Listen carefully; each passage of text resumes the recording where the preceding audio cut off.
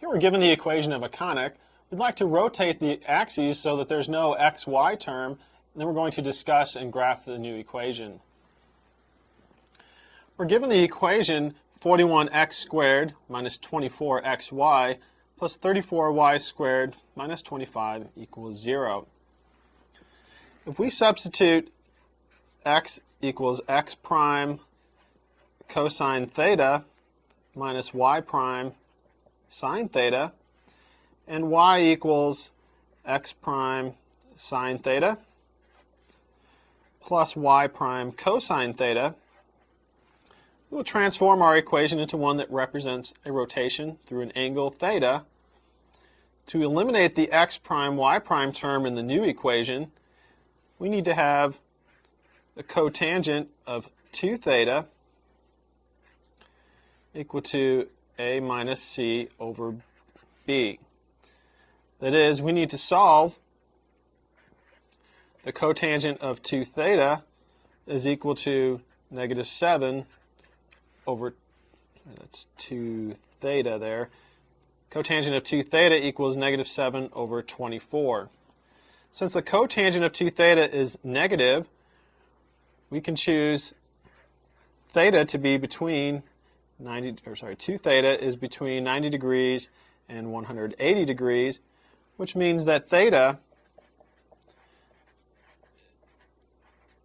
is between 45 degrees and 90 degrees. If we go ahead and look at a triangle,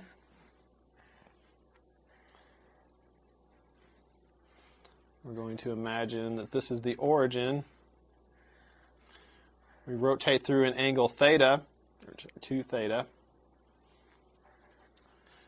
Then we know that this is 24, this side is 7, there's our right triangle.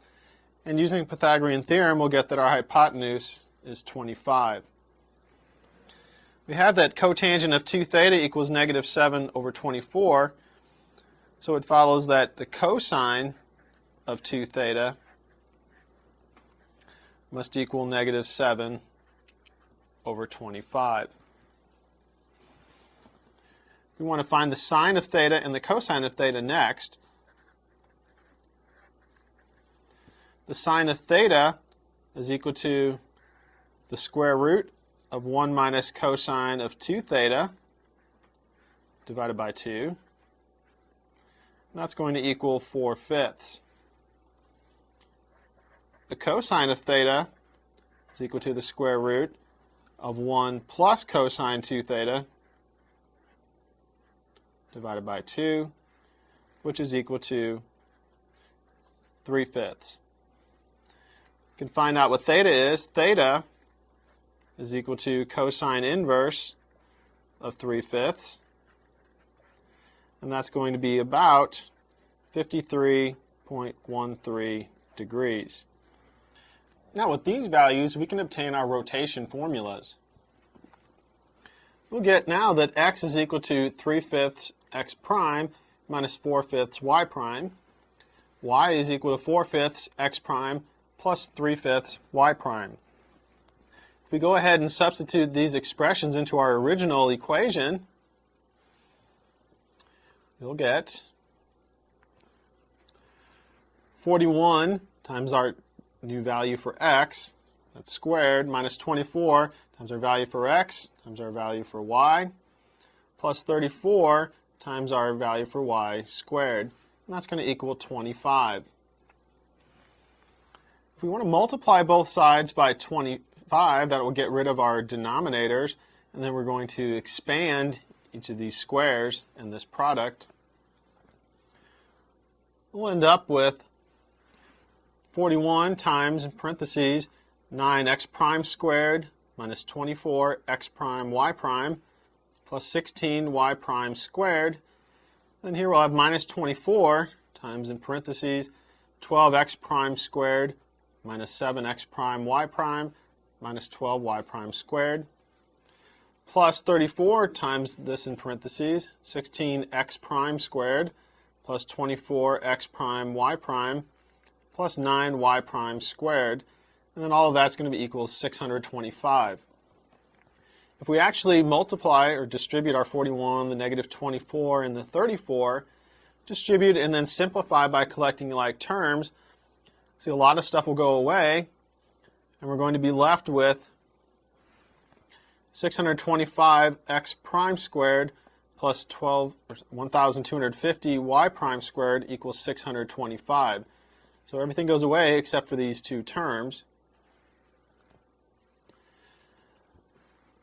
If we divide both sides by 625, we'll get x prime squared plus 2y prime squared equals 1. Then we'll go ahead and rewrite that in this form. So we'll have x prime squared divided by 1 plus y prime squared divided by 1/2 is equal to 1.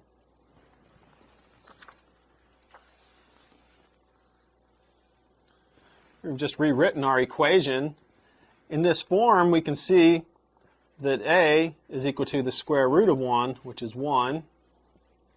B is equal to the square root of 1/2, which will give us the square root of 2 over 2. This is the equation of an ellipse with the center at 0, 0 in the x prime, y prime plane. The vertices are going to be -1, 0 and 1, 0, again in the x prime, y prime plane. You know that c squared is equal to a squared minus b squared. So that's going to be 1 minus 1/2, which is equal to 1/2. So we know that c is equal to the square root of 2 over 2. Therefore, our foci are going to be located at the points plus or minus the square root of 2 over 2, 0. Again, we're talking about the x prime, y prime plane. And we can summarize all the information that we've obtained at this point in a table. Here we have the center, vertices, minor axis, intercepts, and the foci. We've got our x prime, y prime plane, and then the xy plane.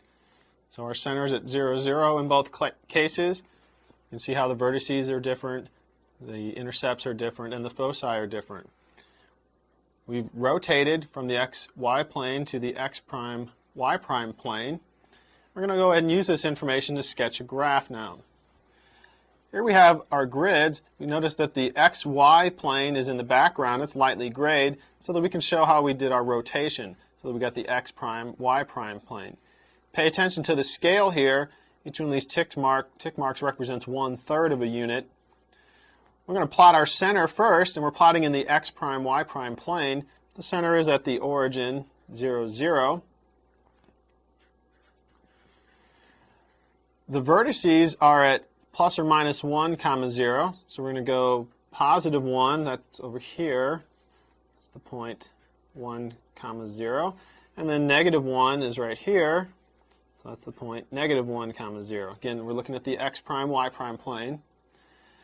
The intercepts along the minor axis are going to be at 0 plus or minus roughly 0.7 because we have the square root of 2 over 2. So we're going to go down to about here and then up to about there. So those are the intercepts along our minor axis. That will give us 0, negative square root of 2 over 2 for that point. And then up here we'll have 0 and a positive square root of 2 over 2. We're going to plot our two foci. That's going to be at roughly plus or minus 0.7, 0. Again, square root of 2 over 2. So our foci are going to be about here and about there. We're going to go ahead and sketch the graph of our ellipse in the x prime, y prime plane.